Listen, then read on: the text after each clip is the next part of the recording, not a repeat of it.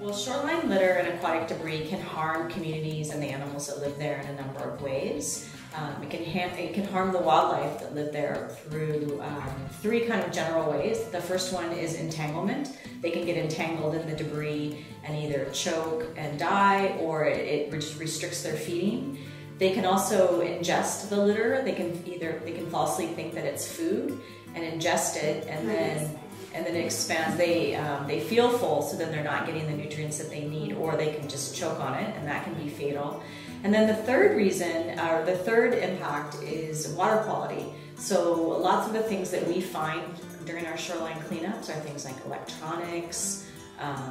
Sometimes we find batteries, and those are going to be leaking toxic chemicals into the water. They're going to be harming the wildlife, and if it's fresh water, you know, it could be a drinking water source for the community that lives there. And what we find year after year is that the majority of shoreline litter comes from recreational activities. And when I first started with the program, I found that kind of shocking, because I would have thought it would come from something else. But every year we collect what we call our dirty dozen, and that's the top 12 most common items found during shoreline cleanups.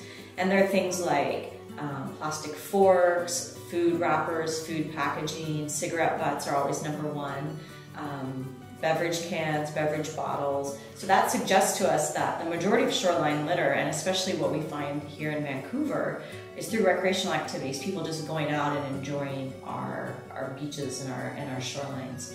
And so we want to encourage people, go out and enjoy the beaches around in our shorelines, but just do so in a responsible manner by disposing of your items properly.